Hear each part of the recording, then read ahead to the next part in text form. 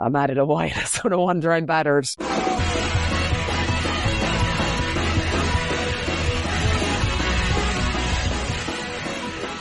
Hello and Kate Míle Fáilte to Mother Rucker, the podcast all about Irish women's rugby. Join me, Ailbhe O'Nolan. And me, Cian Willor. As we bring you the latest on the Irish women's team, from squad selections to match analysis and everything in between. Each week we'll be joined by some of the biggest names in Irish women's rugby to get their insights, stories and behind-the-scenes perspectives on life at the top of the game. If you enjoy the show, be sure to follow, rate and subscribe wherever you get your podcasts. It really helps us to grow. Now, strap on your scrum cap, get stuck in, and let's talk Irish women's rugby. Welcome to the first ever episode of Mother Rucker, the podcast dedicated to Irish women's rugby.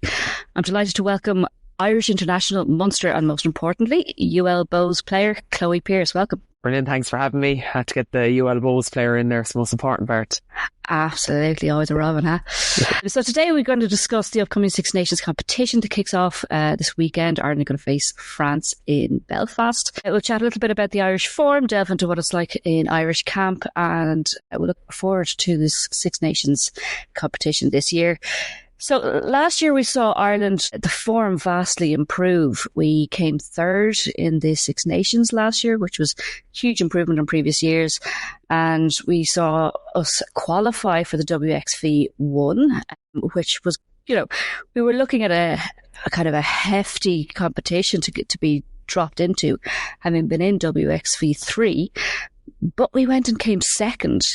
Chloe, what for you has changed in that short period of time? Yeah, I think it was a big year, really, and even going into those last Six Nations games against Scotland, it didn't even look like we were going to qualify for the World Cup directly off the bat, and thankfully Italy kind of actually slipped up a little bit against Wales, so that did help us out. Obviously, we still had to beat Scotland to qualify, but and get into WXV1, but the girls did the job that was there in front of them. You can only play the game that you're playing, really, and then to get into WXV1, not going to lie, I was a little nervous of how we'd fare out, because even the girls won WXV3, but it wasn't convincing, was it? Like that final, like it was a try very late in the game to even win it. So skipping X2 to go into the top tier with England, New Zealand, Canada, was a little bit nervous. I'm kind of watching as a spectator and as a supporter, but God, didn't they prove us all wrong? I think what's changed has, from what just hearing around the grapevine, is Scott is a big thing.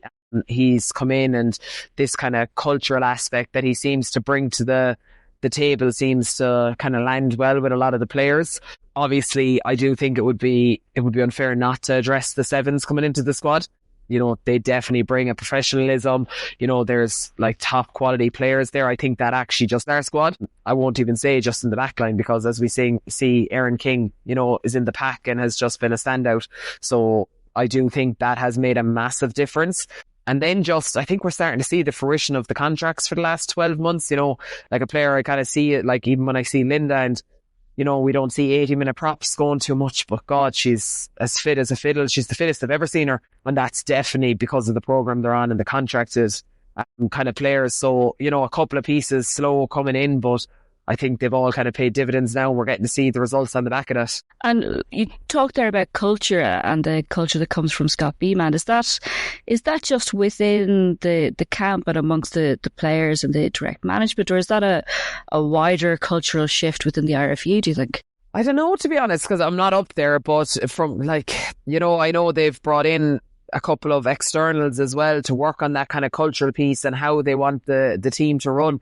And you kind of see that, and you hear the girls talking in interviews about, Scott lets them to believe that they're capable of winning these games. And look, let's be honest, I never thought they'd beat New Zealand. I know we did it in 2014, and that next morning when I woke up, I was shocked when I saw the result. I didn't stay up for it, unfortunately, but I was really surprised when I saw it. And then when I watched the game, even, I knew the results and I was still watching it saying, no, they're not going to win, that New Zealand are going to pull away. But I think it's just that belief that he seems to have instilled. Now, look, he's come from high performance. Like Scott was involved with England. He knows what good looks like. So he's obviously taken a bit of the model from that. But it's obviously done, whether it's throughout the whole RFU, I don't know. But within the team that they have and the players that are there, there's definitely something brewing, and it seems to be working anyway. And, we'll find out on Saturday whether it continues. Absolutely, yeah. I see you can see the players as they move around the park. There is that bit of self-belief, and, the heads don't drop. It's like the heads can't drop. It's not, I suppose it's not about the whole game. It's about moments. It's about doing what's in front of you. And it seems to be, definitely a cultural shift from at least the outside looking in. I know he talked about last year playing France and just having shots at them. Just making sure they know we're there and that we're competing. And I think it's worked very well. Yeah, I was going to say, first match up in the Six Nations, obviously it's incredibly exciting, but there's 8 new caps. What's it like being a new cap on an international side? Oh, I think it's nerve-wracking. I think as a new cap, you're coming into camp, there's so much to learn. It can be quite overwhelming. Depending, if, I suppose it's a little bit different now, like previous years, you're a new cap, you're coming in on the back of playing with your club, and, the camps are on the weekends and then you go away during the week. Whereas I suppose a lot of these new caps now, like, they have just so much more time up in camp, like the girls are up in camp Monday to Thursday for those couple of weeks. It's not just those short windows. So I imagine they get much more reps. They're much more settled. But whether we see there's 8 new caps named, whether we see 8 new caps now is another thing. There's uncapped players in the squad, but it'll be remain to see whether they'll get capped or not in this Six Nations. Yeah, I think certainly the back row, the competition in the back row is just phenomenal this year. We're looking at pretty much 8 back row options. Across 3 positions, across 5 games, you're not going to get a huge amount of turnover there. Who do you think are going to be the choice back row? I'm looking at the likes of Brittany Hogan, who has been solid and consistent and easily one of our better players. But the likes of Erin King, Aoife Wafer, Adele McMahon, who can you leave off the team sheet if Brittany Hogan's there? It's tough decision for Scott Beeman, I think. Yeah, like in those kind of, especially in the Wolfhounds and Clovers games, there would have been a couple of, direct head-to-heads there. Like you'd Brittany, you've Erin, you'd Aoife, then Tricky was back playing with the Clovers when she wasn't playing with Exeter. You've Derv playing out of her skin. A good player is going to lose out. That's like unfortunate, but to be honest, that's where we need to be. Like, I'm looking at the England squad and I'm kind of saying you have the wingers they have, and then I see Mia Venner at the weekend playing for Gloucester, who was phenomenal. And realistically, is she going to upheave Ellie Kildun? Probably not, but she'll probably walk into any other Six Nations squad. So yeah, it probably bode well. Not that it bode well, but the timing of Adele getting injured in WXV actually made space for Brittany, Aoife and Erin to start together, which for me, that's your back row. They're the team that beat New Zealand. They're the team that beat Canada. It's harsh on Adele. It's harsh on her. But the reality is they're the players that have delivered. So why would you go away from it? Now, obviously, whatever's happening in camp is very different. But from an outside looking in, the proof is in the pudding. That's their winning back row. So I wouldn't be straying too far from that. Yeah, it's a new place for the Irish squad to be, particularly of late, to have that kind of strength and depth. There was times where we were thinking, do we have a second option for certain positions? Even looking back to 2023 Six Nations, I did a count of the amount of caps, or the average caps across the squad, and it was 6.225 caps. We're now at over double that at the average of 13. It's still low by comparison to the likes of England and France, and a lot of the more established sides. We're very much a young side still, but we're getting that depth and we're building that, and it's great to see. Yeah, I think with those, as well, the only thing, we're not considering is the experience the sevens players probably bring in. If you're to look at Amy Lee, Stacey, Eve, how many series tournaments have they played in? I know it's not the direct equivalent to Women's Six Nations, but, it's the pressure of playing on a big stage. What they lack in caps in 15s, I do think they bring in abundance in sevens. They've been in the pressure pot. So, the statistic will show maybe we're 12 caps on average a player, but I think the experience the girls bring are worth more than that. But yeah, it's scary when you think of the most cap players, Rocky, at 137, caps for England.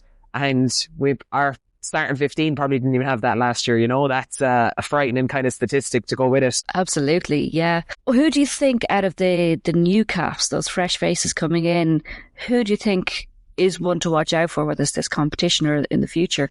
I suppose here's the Munster UL Bows bias is going to come out in me.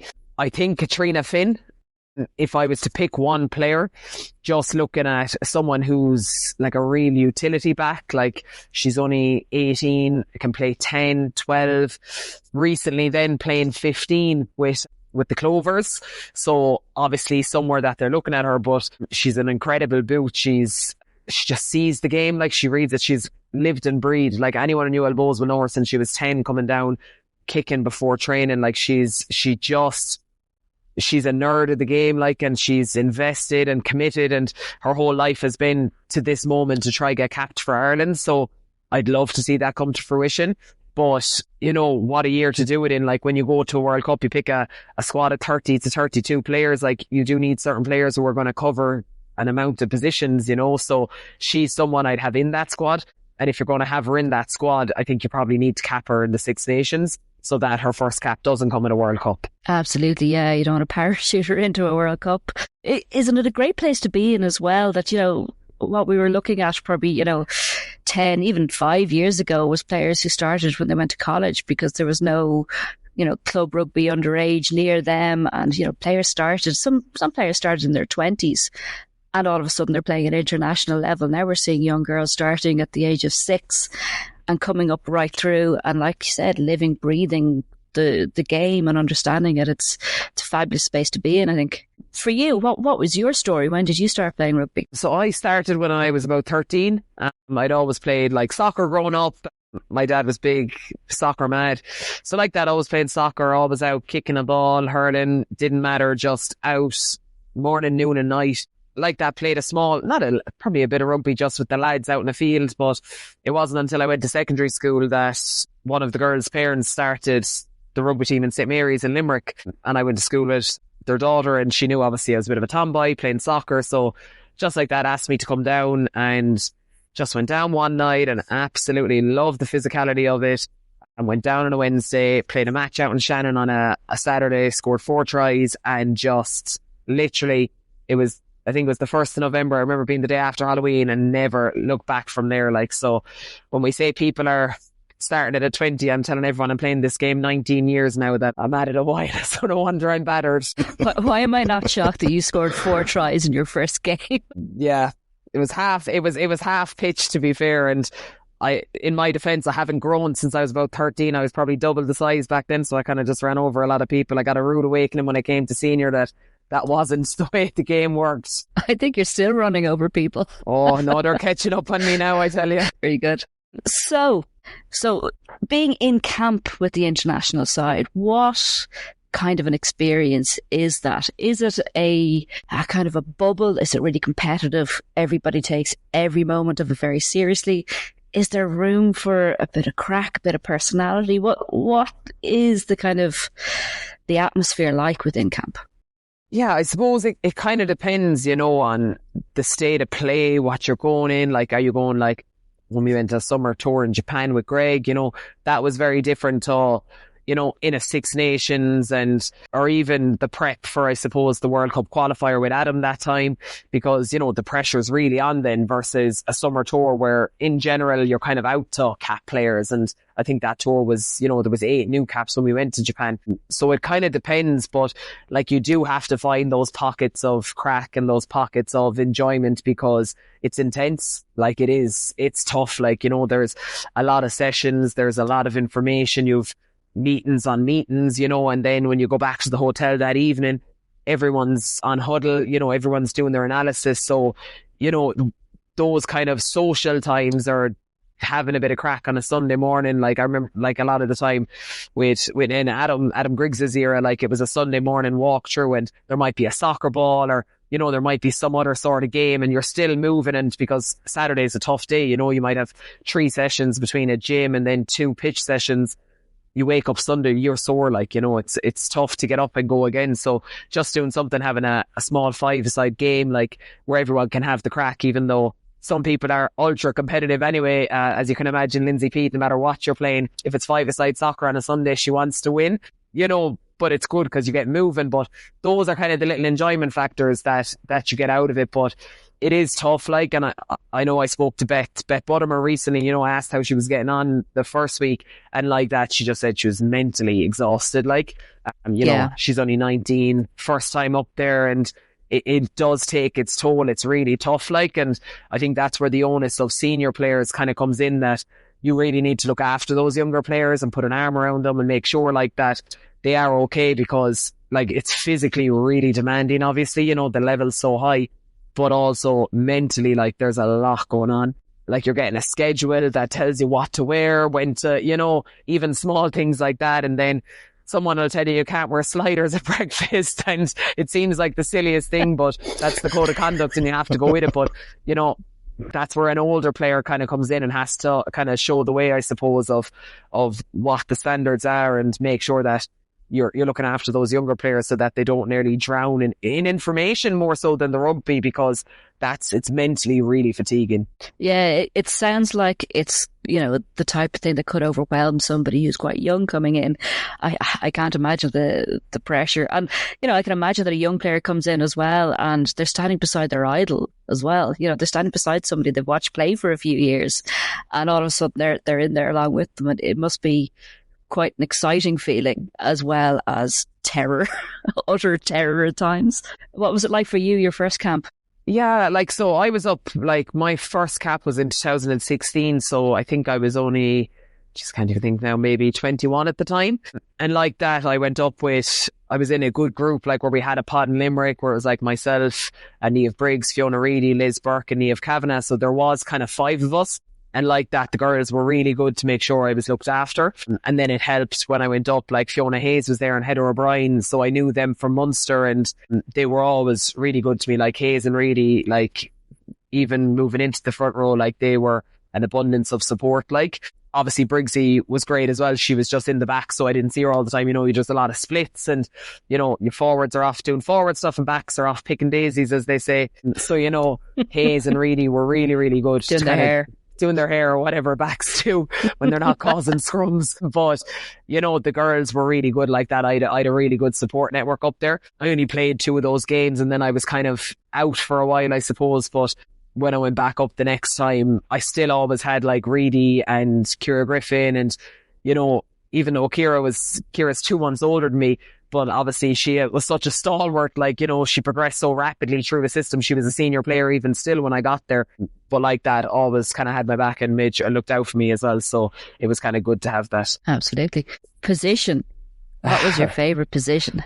Oh, because you've played a few. Yeah, I've played a few. Definitely 8. You know, I love that link play from the backs to the forwards, and trying to be that kind of player who brings it all together. But yeah, no, definitely 8. Like, the stint in the front row was great, and, like, from I suppose, you know, what I'm going to say, I made the decision. I definitely didn't make it. You know, it was definitely a directed decision from people who saw the future for me, you know, to move into the front row, and then, you know, played the season with club there. And then we went into a global pandemic, and I probably ran as much as I ever had, and I actually lost quite a bit of weight, and I was probably the skinniest prop up there at the time at 75 kgs. Now, it wasn't long putting it back on, but, you know, I kind of kept going, but I never loved it. Like, and that's, I think, if you're going to do something, and believe me, if you're going to be in scrums and you're going to be, you know, in that position, you really have to love it. Like, and I just didn't. So I tried, like, I did give it a good go, but I remember coming back from Japan and thinking, no, if I'm going to play, I want to play how I love playing. Like, I knew I kind of know there's not too many years left, you know, and at that point I kind of said, you know, maybe the international career isn't going to be much longer, but do I really want to be here and maybe a travelling reserve and getting very little minutes as a prop, or do I want to go back and play club? And if it's good enough, it's good enough. But if not, at least I'm enjoying my rugby and I'm enjoying how I play. Like, so that was a big kind of part of the decision to go back playing back row. And for me anyway.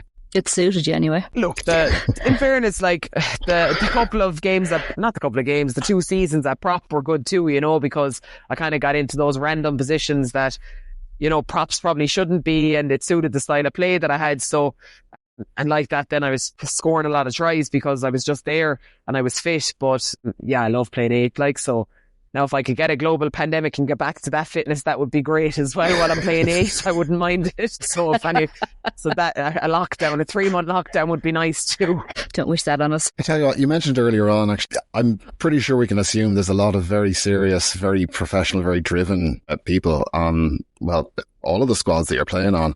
But who's the biggest messer that you've been on a squad with? And why is it you? We want names. Yeah, it's definitely Nicole Cronin. Literally, always like even like not even remotely shocked. Like definitely the biggest joker. Just she's just carnage. Like we still sit at like going to Bows games. We still sit at the back of the bus together. Like we're children. Like and we're the oldest. Like we keep saying we need to retire. We are the oldest here, and we're just the two who are the biggest messers. But yeah.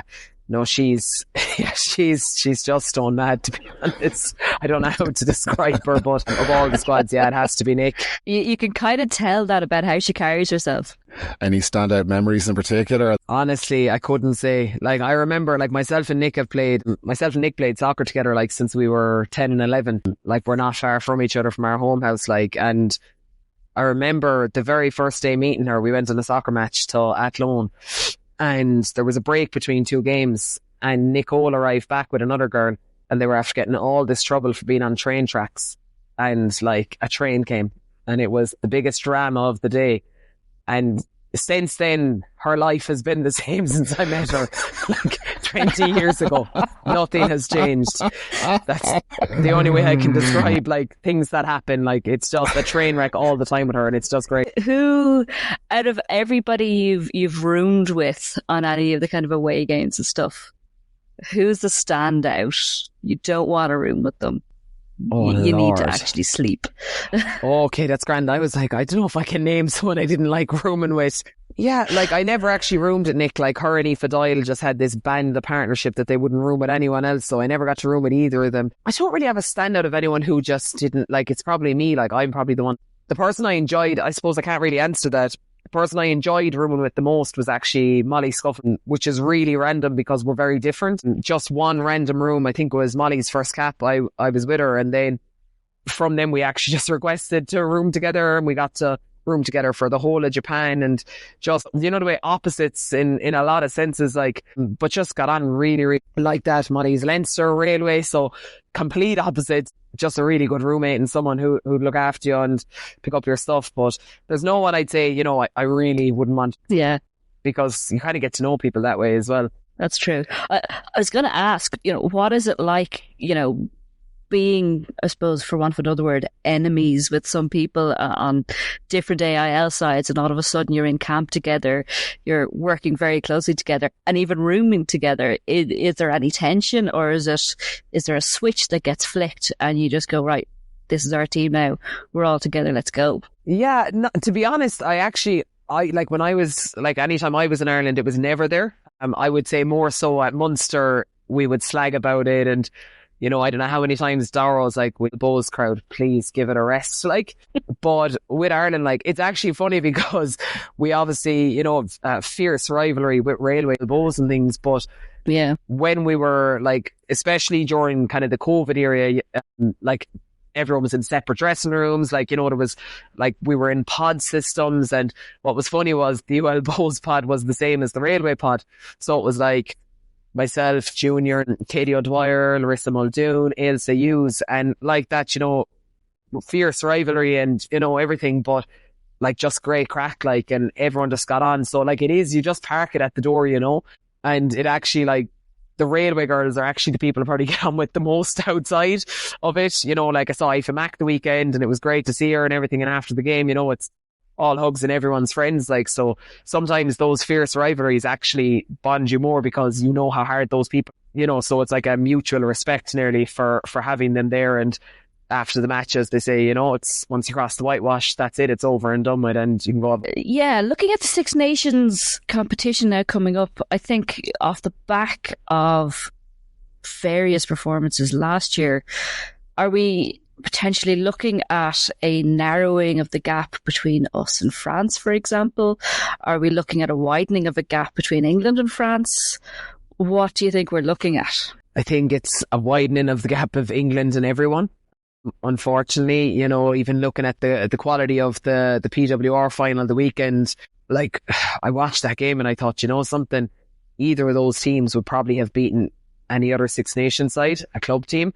Obviously, there was sprinkles of other internationals in around the squad, but yeah, they're just phenomenal. Like, when you look at the depths they have, like imagine playing 60 minutes and you're up against Sarah Byrne and then on comes Maud Muir. Like, what other team has the capacity to do that? And the same on the other side of the scrum, like, you've Matt Carson and then you've Hannah Botterman and they're interchangeable, and Lark Davis and Amy Cockane, and that's just the front row. It's a real scary kind of sight, and like, yeah, they just seem infallible. Canada gave them a good go, and you hear the interviews afterwards, they were nervous, and Canada, in fairness, nearly had their number. I think that will have driven them more. I think they'll be even better this Six Nations. France then is kind of a mixed bag, there was years there I was saying they were closing the gap, and then last year, England go to Bordeaux, it's set up for France to win, big stadium, sell out Bordeaux, down in the south of France, and then England just show up and, the game is over at halftime. France then, we went to WXV, the only team to beat is the US, but lost to Canada, lost to New Zealand. So it's kind of hard to know what way they're going to be this year. Like, you'd like to think we've kind of closed the gap. We've made really good strides to close that gap. But, based off the last 2 years, they've beaten us quite comfortably. Like, we closed the gap last year, obviously 38-17. The year before, obviously, we got hammered down in Virgin Media with a red card. So, even if we close it a little bit more, like, I'm kind of thinking maybe 12 points. But then again, I didn't think we'd beat New Zealand either. So what do I know? Yeah. Yeah. I think, there's a lot of change going on across a lot of sides. They're trying to ramp up into a World Cup this year. But I think, for me, France are a little bit off the gas. I think, their run of form, they've won one of their last 5 games. WXV was particularly tough competition, of course. But if you look at us, we've won 3 of our last, I think in terms of run of form, I think we're doing pretty well. I think France possibly might not quite have the confidence that they would have had last year. But do you think that the France team is really going to be turning it on for the World Cup, or do you think they just don't have that depth this year? I think they still have such high quality players who can make things of nothing. Like Bourdon Sansu, like she's the French Dupont, isn't she really? Like, and she can just score from nothing. Even like now, as far as I'm aware, Romain is gone, injured. So, a bonus to us, really. Anything? We'll take anything. Yeah, we'll take it. But obviously her sister Maureen is still there, so she'll be playing. But, they do have these quality players kind of sprinkled across the park. It just didn't seem to click last year. You'd imagine they're going to be building, obviously, for a World Cup and aiming for that top spot in their group. I still think they probably have enough. And I think physically they're going to be a little bit too powerful for us. But I'm hoping to be wrong. But just looking at the kind of firepower, they've Vernier in midfield, Sochad, Hooker, really quality players, that they might do enough. And then I just wonder on the Astro, will they run away with it? But again, kind of remains to be seen. It's kind of like, depends what France shows up. It's kind of a cultural thing with the away teams as well, isn't it? Yeah, if it's the France who went to Canada, no doubt we'll beat them. But I do think they'll have learned from that. And you've mentioned, they've only won 1 of their last 5. England was 2 of those games. So I think anyone who plays England is going to be 0 from 2, really. So it's probably not fair to bucket that into the run of form and compare them. But I suppose that's their stats. And I think the thing about France as well is, it's not just what France team you end up playing on the day. I think they're so adaptable in terms of their game. They can switch from different styles within a game very quickly. They can react to what's in front of them so well. And I think, historically, the Irish teams have struggled with that. You can see a marked difference from the first half of rugby to the second half of rugby, but within a game, we've probably not had, the really experienced players who go, okay, we need to adapt to this, react to that, and suddenly play a different style of play. Do you think we're going to see that with the Irish team now? Are we going to be able to do that now that we have more experienced players, now that we have, a lot of the PWR girls, and like I said, a lot of the Sevens girls coming back into it? Have we got that ability to adapt our game a little bit more than we used to? I think we definitely have the ability, right? Because, we've seen it. But I don't think it's the game plan. And this would be my biggest worry for this team is, we're very, I call it Saracens, like, let's kick the ball and, try live off mistakes and defend. And look, Saracens did it for years and it worked, and, but that's my worry is we kick a lot. And to be honest, from watching the Celtic Cup and knowing the way the Clovers and the Wolfhounds played, they did the exact same. They kicked the living leather off the ball, right? It's not for great viewing, especially when we have such electric players. But that's kind of my worry is our style of play is very one-dimensional. And again, look, it works. Like, we beat New Zealand. It worked when we got those opportunities. We went to the line out. Dana kicked her points, which she's an exceptional kicker. Don't get me wrong. But like, if that doesn't work and we're chasing a game, like, as you said, there has to be a point where you adapt and understand that you need the ball. And you can't keep kicking it away, So does she have that experience? Like, we're looking at centres possibly outside her. I'd imagine she'll start. I don't think anyone will push her. I would say she will start at 10.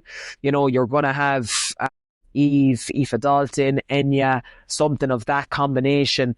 Are they willing to say, let's be brave, let's stop kicking the ball away because we're going to need it? I don't know. I haven't seen it yet. Obviously, we know, like, the wingers and the Sevens girls, we know what they can do. Like, give Lee a chance, Amy Lee, and she'll run the pitch. But I don't think that's the style of play they're going with. So at what point, who makes that decision? Does that call have to come in from Scott above?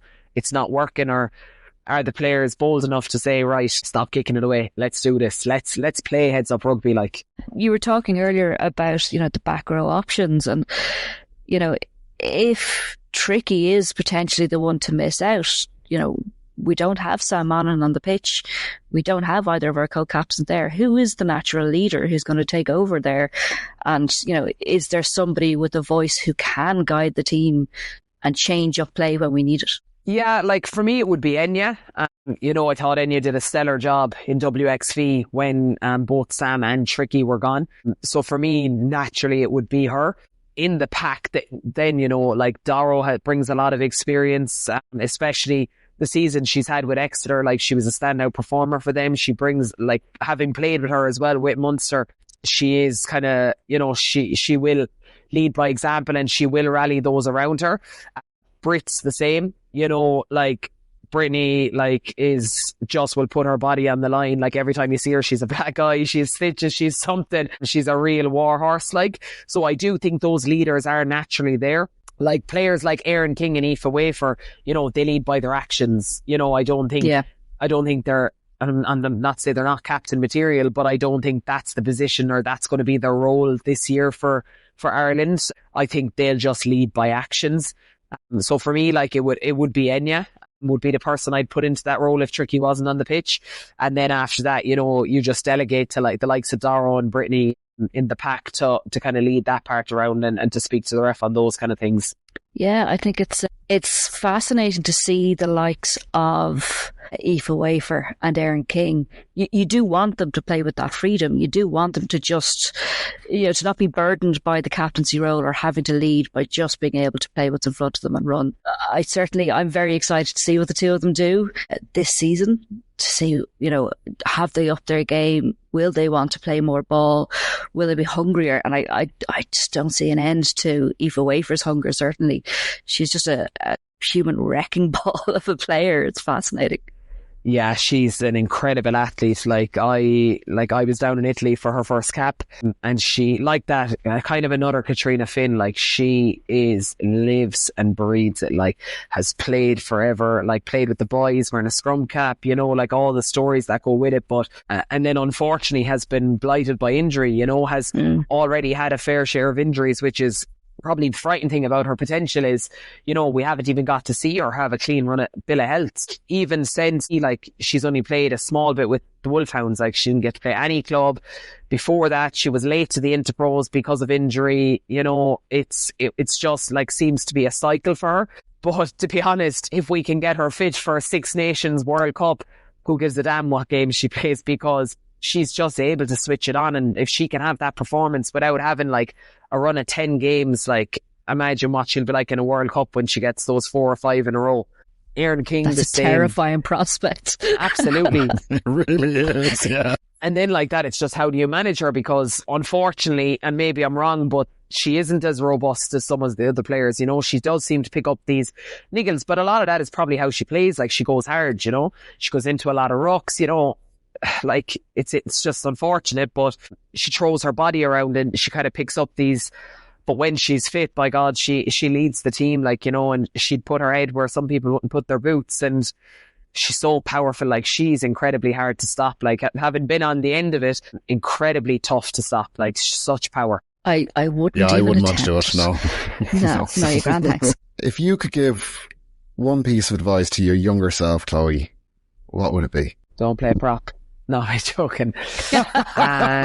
Just joking. If I could give, it would be to give it everything earlier and I suppose it's a personality thing, and I see it in younger players now, as I said, when I was underage, I was just running over people, and I never really spent time to learn the team aspect of it as much. And then when you come to senior rugby, you get a real rude awakening of, you've gone from a big fish in a small pond to a very small fish in a big pond. So it would definitely have been just to do more and learn more. In fairness, I was very lucky, when I played a bit of college and things, but when I came to Bowes, I had Louise Beamish as my 9 and Niamh Briggs as my 10. And believe me, that was a very steep learning curve that first season as 8, with the 2 of them on my back, but it was the best learning I did. I learned from real experience, but just understanding, your role within the team, and that it is a team game, it's not one person does all. As I said, I see it now in provincial talent squads and in skill sessions, there's these incredible players and, they think they can do it all because they've always done it all, They've carried their club team for years and they've always been the person who scores the tries, gets the turnovers, makes the tackles. So they cut across everyone and they don't pass the ball, but they still score. So I think just for me, it would be definitely understanding that a little bit more earlier. And I think I might have gotten on a bit better when I went into senior then. Mine has finished off. Yeah, I think the transition must be incredibly hard. Going from, being the centre of a team and then all of a sudden you're just, like you said, a small fish in a big pond. Yeah, it's tough. We're going to have to talk at some point about the proposal though, right? That's fair. The proposal and the wedding. What was it like? Had you any idea? Honest to Lord, no clue. We always joked because I'd always say, we're listening downstairs now. I always say that I do everything the clothes as a princess and I do everything. So I always said from day one, I'm not doing it. I said, I do everything else. I am not doing it. But honestly, and the reason I had no idea was because it was probably one of the worst weeks I ever had in rugby. I was after being dropped for the Leinster game. I suppose I wasn't dropped. I was coming back from injury and, I was on the bench for the Ulster game and Derv starts at 8 and Derv gets player of the match. And I suppose, what do? You can't get back in. Look, I understood, it's, what do you do? Tell someone who scores 3 tries and they get player of the match, they're now on the bench. It's not how life works and it's unfortunate and that's injuries. So that week at the Leinster game, I was on the bench and it was a tough week because I was coming back from injury. I was after working so hard to try to get back, but just was part of it, so I definitely didn't expect it because of that, really, because it wasn't a good week. But look, that got the win and Clodagh scored herself and had a cracking game, so fair play to her and for going through with it. I'd never have done it like that, if I'm really honest. I wouldn't have had the nerve to ask Briggsy, but she did it, and look, we're planning now, so less than 3 months to the big day, so I'm looking forward to it. Yeah. Did the rest of the squad have much of a crack with you in the dressing room, joking about wedding plans and stuff since then?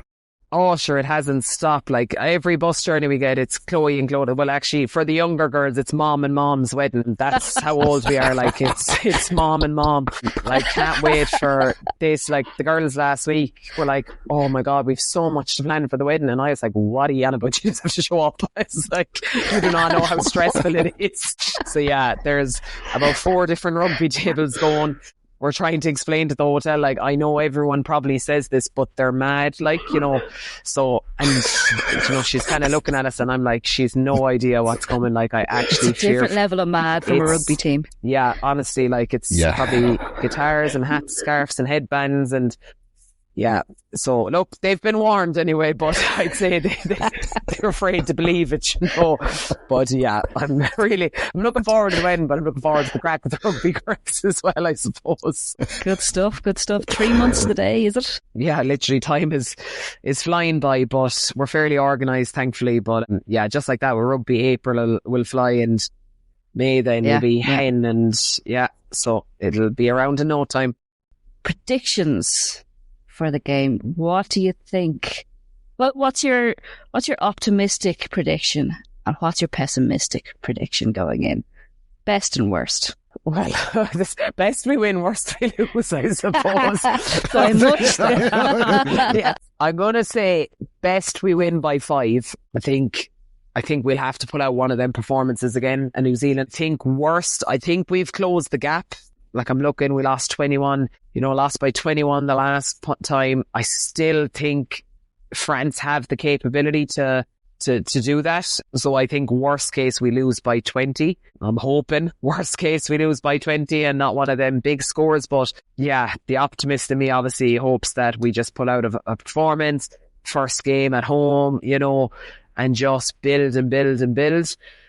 But I just know the capabilities France have, and obviously we've already highlighted, they're coming off the back of a losing streak. They're going to want to change that big year as well. Like, they're going to want to be challenging, you'd imagine, in a World Cup and setting their sights on definitely a final, if not to win it. So I think it's a big year for them as well. So unfortunately, I think France probably will just be a bit too powerful, but hopefully wrong. Yeah, it's a big game to start the campaign out on, isn't it? Huge. Even France at home, France at all, and we did the same last time round. It's a tough ask, but I don't know. I think there's something special there. I think personally, my prediction would be Ireland by 2.